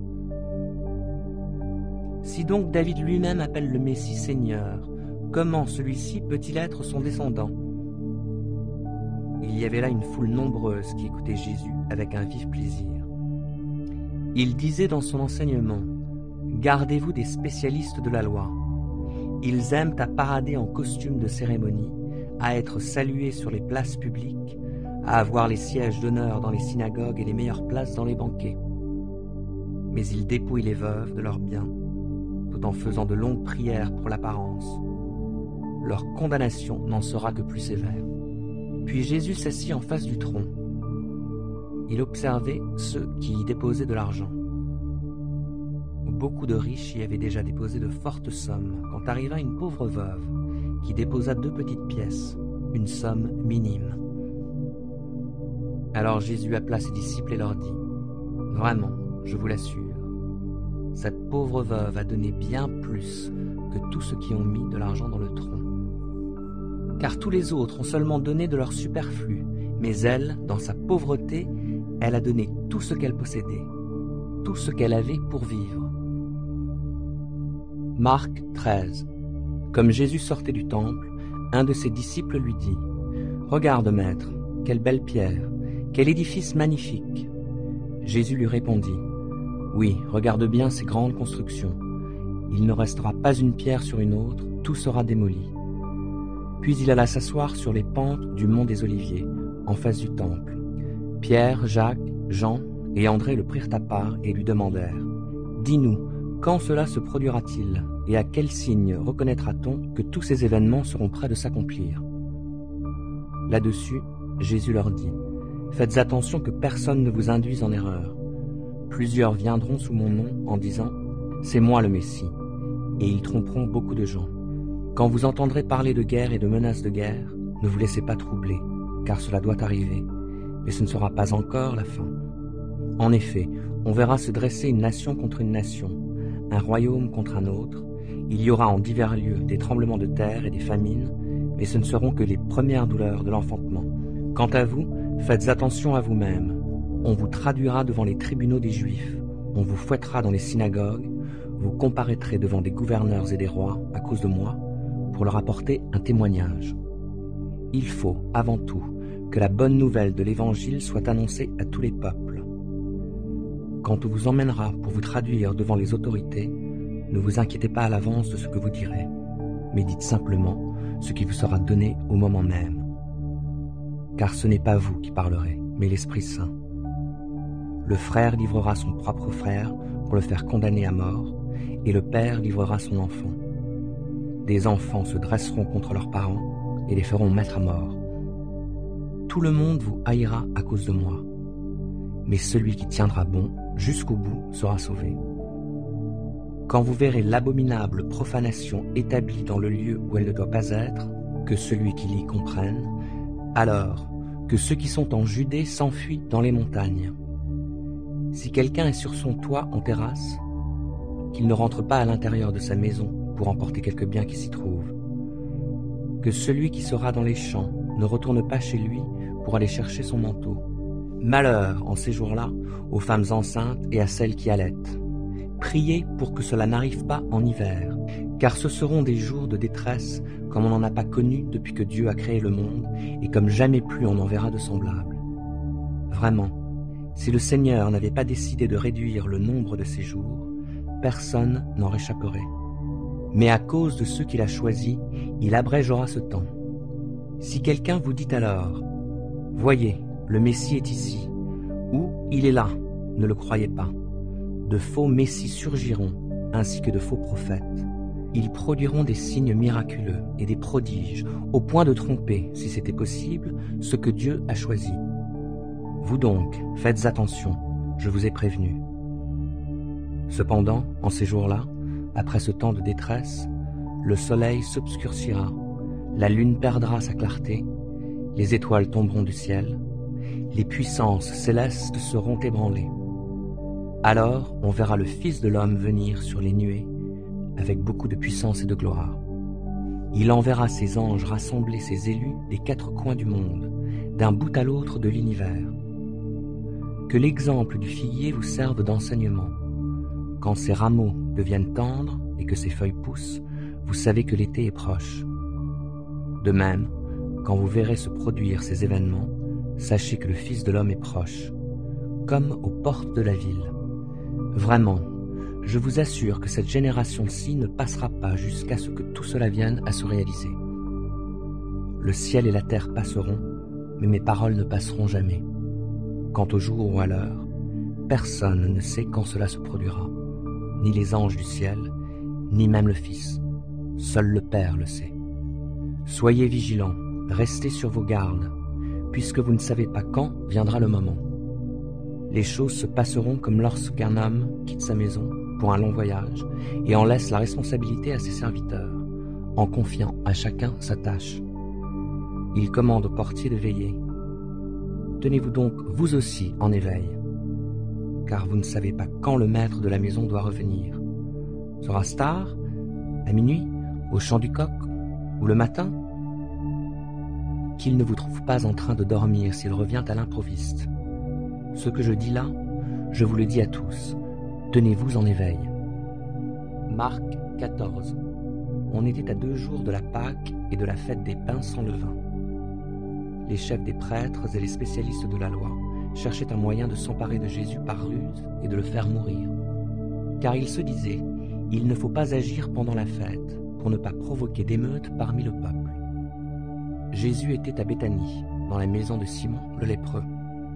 Pendant le repas, une femme s'approcha de lui, tenant un flacon d'albâtre rempli d'un parfum de nard pur de grande valeur. Elle cassa le col du flacon et répandit le parfum sur la tête de Jésus. Quelques-uns s'en indignèrent et murmurèrent entre eux, « Pourquoi gaspiller ainsi ce parfum? On aurait pu le vendre et en tirer plus de 300 pièces d'argent, qu'on aurait donné aux pauvres. » Et ils ne ménagèrent pas leurs reproches à cette femme. Mais Jésus dit, « Laissez-la donc tranquille. Pourquoi lui faites-vous de la peine? Ce qu'elle vient d'accomplir pour moi est une belle action. Des pauvres, vous en aurez toujours autour de vous, et vous pourrez leur faire du bien quand vous le voudrez. Mais moi, vous ne m'aurez pas toujours. Cette femme a fait ce qu'elle pouvait. Elle a d'avance embaumé mon corps pour préparer mon enterrement. Vraiment, je vous l'assure, dans le monde entier, partout où l'évangile sera annoncé, on racontera aussi en souvenir de cette femme ce qu'elle vient de faire. » Judas Iscariote, l'un des 12, alla trouver les chefs des prêtres pour leur proposer de leur livrer Jésus. Sa proposition les réjouit, et ils promirent de lui donner de l'argent. Dès lors, il chercha une occasion favorable pour leur livrer Jésus. Le premier jour de la fête des pains sans levain, celui où l'on tue l'agneau de la Pâque, ses disciples lui demandèrent « Où veux-tu que nous fassions les préparatifs pour le repas de la Pâque ?» Alors il envoya 2 d'entre eux en leur donnant les instructions suivantes. « Allez à la ville, vous y rencontrerez un homme portant une cruche d'eau. Suivez-le. Lorsqu'il entrera dans une maison, parlez ainsi au propriétaire.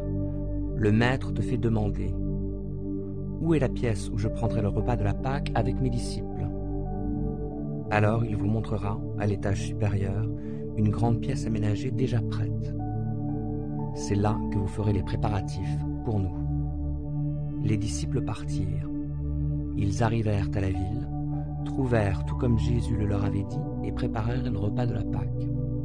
Le soir, Jésus arriva avec les 12. Pendant qu'ils étaient à table et qu'ils mangeaient, il leur dit « Vraiment, je vous l'assure, l'un de vous qui mange avec moi me trahira. » À ces mots, ils devinrent tout tristes, et l'un après l'autre, ils lui dirent « Ce n'est pas moi, n'est-ce pas ?» Alors il reprit « C'est l'un des 12, un qui trempe son morceau dans le plat avec moi. Certes, le Fils de l'homme s'en va conformément à ce que les Écritures annoncent à son sujet. Mais malheur à celui qui le trahit. Il aurait mieux valu pour lui n'être jamais né. » Au cours du repas, Jésus prit du pain, puis, après avoir prononcé la prière de reconnaissance, il le partagea en morceaux qu'il donna à ses disciples en disant « Prenez, ceci est mon corps. » Ensuite il prit une coupe, remercia Dieu et la leur donna. Ils en burent tous. Alors il leur dit « Ceci est mon sang, par lequel est scellée l'alliance. Il va être versé pour beaucoup d'hommes. Vraiment, je vous le déclare, je ne boirai plus du fruit de la vigne jusqu'au jour où je boirai le vin nouveau dans le royaume de Dieu. » Après cela, ils chantèrent les psaumes de la Pâque. Ensuite, ils sortirent pour se rendre au mont des Oliviers.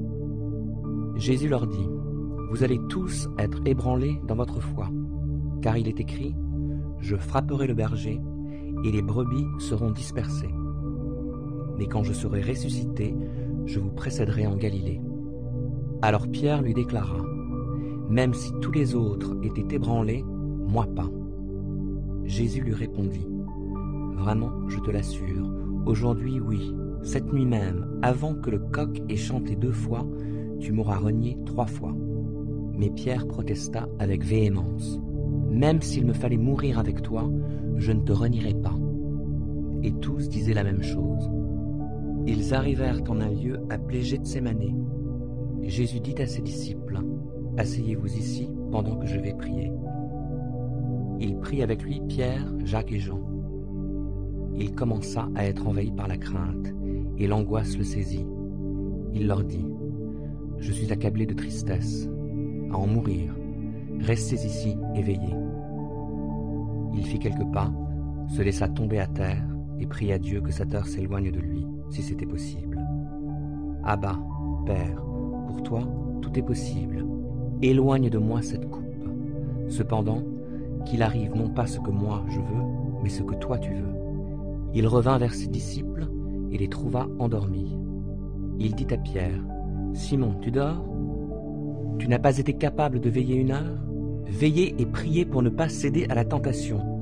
L'esprit de l'homme est plein de bonne volonté, mais la nature humaine est bien faible. » Il s'éloigna de nouveau pour prier, en répétant les mêmes paroles. Puis il revint encore vers les disciples et les trouva de nouveau endormis, car ils avaient tellement sommeil qu'ils n'arrivaient pas à garder les yeux ouverts. Et ils ne surent que lui répondre. Lorsqu'il revint pour la 3e fois, il leur dit, « Vous dormez encore et vous vous reposez. C'en est fait. L'heure est venue. Le Fils de l'homme est livré entre les mains des pécheurs. Levez-vous et allons-y, car celui qui me trahit est là. » Il n'avait pas fini de parler que soudain survint Judas, l'un des 12, accompagné d'une troupe armée d'épées et de gourdins. C'étaient les chefs des prêtres, les spécialistes de la loi et les responsables du peuple qui les envoyaient. Le traître avait convenu avec eux d'un signal. « Celui que j'embrasserai, c'est lui. Saisissez-vous de lui et emmenez-le sous bonne garde. » En arrivant, Judas se dirigea droit sur Jésus. Il lui dit, « Maître !» et l'embrassa. Aussitôt, les autres mirent la main sur Jésus et l'arrêtèrent. Mais l'un de ceux qui étaient là dégaina son épée, en donna un coup au serviteur du grand prêtre et lui emporta l'oreille. Jésus leur dit, « Me prenez-vous pour un bandit, pour que vous soyez venus en force avec des épées et des gourdins pour vous emparer de moi? J'étais parmi vous chaque jour dans la cour du temple pour donner mon enseignement, et vous ne m'avez pas arrêté. Mais il en est ainsi pour que les Écritures s'accomplissent. » Alors, tous ses compagnons l'abandonnèrent et prirent la fuite. Un jeune homme le suivait, couvert seulement d'un drap. On le saisit, mais il abandonna le drap et s'enfuit, tout nu. Jésus fut conduit devant le grand prêtre, chez qui se rassemblèrent les chefs des prêtres, les responsables du peuple et les spécialistes de la loi. Pierre l'avait suivi à distance, jusqu'à l'intérieur de la cour du palais du grand prêtre. Il était assis, avec les gardes, près du feu, pour se réchauffer. Les chefs des prêtres et le grand conseil au complet cherchaient un témoignage contre Jésus pour pouvoir le condamner à mort. Mais ils n'en trouvaient pas. Car il y avait beaucoup de gens pour apporter des faux témoignages contre lui, mais ces témoignages ne concordaient pas. Finalement, quelques-uns se levèrent pour porter contre lui ce faux témoignage. Nous l'avons entendu dire, « Je démolirai ce temple fait de mains d'hommes, et en 3 jours, j'en reconstruirai un autre qui ne sera pas fait par des mains humaines. » Mais même là-dessus, leur déposition ne s'accordait pas. Alors, le grand prêtre se leva au milieu de l'assemblée et interrogea Jésus. « Eh bien, demanda-t-il, tu n'as rien à répondre au témoignage qu'on vient de porter contre toi ?» Mais Jésus garda le silence et ne répondit pas. Le grand prêtre l'interrogea de nouveau et lui demanda, « Es-tu le Messie, le Fils du Dieu béni ?» Et Jésus lui répondit, « Oui, je le suis. Et vous verrez le Fils de l'homme siéger à la droite du Tout-Puissant et venir en gloire avec les nuées du ciel. » Alors le grand prêtre déchira ses vêtements en signe de consternation et s'écria, « Qu'avons-nous encore besoin de témoins? Vous avez entendu le blasphème. Qu'en concluez-vous » Tous alors le condamnèrent en le déclarant passible de mort. Quelques-uns se mirent à cracher sur lui. Ils lui recouvrirent le visage et le frappèrent en lui disant, « Hé, fais le prophète !» « Qui c'est ?» Les gardes saisirent Jésus et lui donnèrent des gifles. Pendant ce temps, Pierre était en bas dans la cour intérieure. une des servantes du grand prêtre arriva. Elle vit Pierre qui se chauffait et le dévisagea. Elle lui dit, « Toi aussi, tu étais avec ce Jésus, ce Nazaréen. » Mais Pierre le nia en disant, « Je ne vois pas, je ne comprends pas ce que tu veux dire. » Puis il sortit de la cour et entra dans le vestibule. Alors un coq chanta. Mais la servante le vit et recommença à dire à ceux qui se trouvaient là, « Il fait aussi partie de ces gens-là. » Il le nia de nouveau. Peu après, ceux qui se trouvaient là redirent à Pierre, « C'est sûr, tu fais partie de ces gens. D'ailleurs, tu es galiléen. » Alors il déclara, « Je le jure, et que Dieu me condamne si ce n'est pas vrai, je ne connais pas l'homme dont vous parlez. » Aussitôt, pour la seconde fois, un coq chanta. Alors Pierre se souvint de ce que Jésus lui avait dit. « Avant que le coq chante 2 fois, tu m'auras renié 3 fois. » Et il fondit en larmes. Marc 15. Dès l'aube, les chefs des prêtres tinrent conseil avec les responsables du peuple, les spécialistes de la loi, et tout le grand conseil. Ils firent enchaîner Jésus, l'emmenèrent et le remirent entre les mains de Pilate. Pilate l'interrogea. « Es-tu le roi des Juifs ?» « Tu le dis toi-même, » lui répondit Jésus. Les chefs des prêtres portèrent contre lui de nombreuses accusations. Pilate l'interrogea de nouveau et lui dit, « Eh bien, tu ne réponds rien ? Tu as entendu toutes les accusations qu'ils portent contre toi ?» Mais au grand étonnement de Pilate, Jésus ne répondit plus rien. À chaque fête de la Pâque, Pilate relâchait un prisonnier, celui que le peuple réclamait. Or, à ce moment-là, il y avait sous les verrous le nommé Barabbas, avec les agitateurs qui avaient commis un meurtre au cours d'une émeute. La foule monta donc au prétoire et se mit à réclamer la faveur que le gouverneur lui accordait d'habitude. Pilate répondit, « Voulez-vous que je vous relâche le roi des Juifs ?» Il s'était rendu compte, en effet, que les chefs des prêtres lui avaient livré Jésus par jalousie. Mais les chefs des prêtres persuadèrent la foule de demander qu'il libère plutôt Barabbas. « Mais alors, insista Pilate, que voulez-vous donc que je fasse de celui que vous appelez le roi des Juifs ?» De nouveau, ils crièrent, « Crucifie-le !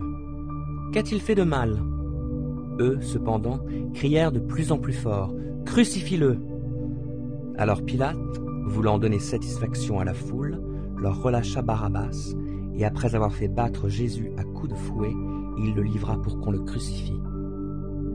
Les soldats emmenèrent Jésus dans la cour intérieure du palais et firent venir toute la cohorte. Alors, ils le revêtirent d'un manteau de couleur pourpre et lui posèrent une couronne tressée de rameaux épineux. Puis ils le saluèrent en disant « Salut, roi des Juifs !» Ils le frappaient à la tête avec un roseau et crachaient sur lui, s'agenouillaient et se prosternaient devant lui. Quand ils eurent fini de se moquer de lui, ils lui arrachèrent le manteau de couleur pourpre, lui remirent ses vêtements et l'emmenèrent hors de la ville pour le crucifier. Ils obligèrent un passant qui revenait des champs, Simon de Cyrène, le père d'Alexandre et de Rufus, à porter la croix de Jésus.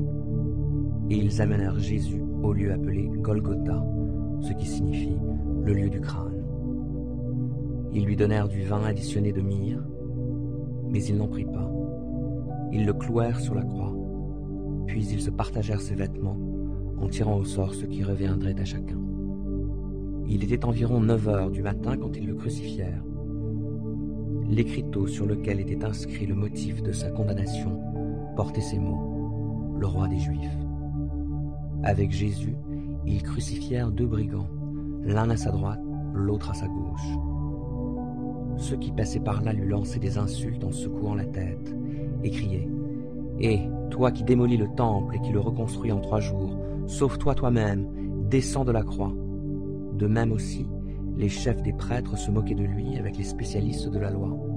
Ils se disaient entre eux « Dire qu'il a sauvé les autres et qu'il est incapable de se sauver lui-même, lui, le Messie, le roi d'Israël, qu'il descende donc de la croix, alors nous verrons et nous croirons. » Ceux qui étaient crucifiés avec lui l'insultaient aussi.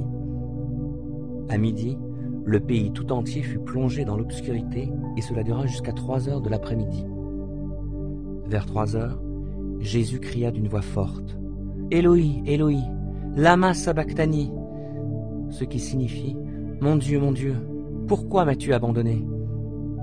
En entendant ces paroles, quelques-uns de ceux qui étaient là disaient « Voilà qu'il appelle Élie ». Un homme courut imbiber une éponge de vinaigre, la piqua au bout d'un roseau et la présenta à Jésus pour qu'il boive, en disant « Laissez-moi faire, on va bien voir si Élie vient le tirer de là. » Mais Jésus poussa un grand cri et expira. Alors, le rideau du temple se déchira en deux, de haut en bas. Voyant de quelle manière il était mort, l'officier romain, qui se tenait en face de Jésus, dit « Cet homme était vraiment le Fils de Dieu. » Il y avait aussi là quelques femmes qui regardaient de loin. Parmi elles, Marie de Magdala, Marie la mère de Jacques le jeune et de Josès, ainsi que Salomé. Quand il était en Galilée, c'était elle qui l'avait suivi en étant à son service. Il y avait aussi beaucoup d'autres femmes qui étaient montées avec lui à Jérusalem. Le soir venu, c'était le jour de la préparation, c'est-à-dire la veille du sabbat, Joseph d'Arimathée arriva. C'était un membre éminent du Grand Conseil, qui lui aussi vivait dans l'attente du royaume de Dieu. Il eut le courage de se rendre chez Pilate pour lui demander le corps de Jésus. Pilate fut surpris d'apprendre que Jésus était déjà mort. Il fit appeler l'officier de service et lui demanda s'il était mort depuis longtemps. Renseigné par le centurion, il autorisa Joseph à disposer du corps. Celui-ci, après avoir acheté un drap de lin, descendit le corps de la croix, l'enveloppa dans le drap et le déposa dans un tombeau taillé dans le roc. Puis il roula un bloc de pierre devant l'entrée du tombeau. Marie de Magdala et Marie, mère de Josès, regardaient où il le mettait. Marc 16. Quand le sabbat fut passé, Marie de Magdala, Marie mère de Jacques et Salomé achetèrent des huiles aromatiques pour aller embaumer le corps de Jésus. Il était encore très tôt le dimanche matin, lorsqu'elles arrivèrent au tombeau. Le soleil se levait. En chemin, elles s'étaient demandé les unes aux autres « Qui nous roulera la pierre qui ferme l'entrée du tombeau ?» Or, en levant les yeux, elles s'aperçurent que la pierre avait été roulée sur le côté et c'était un bloc énorme.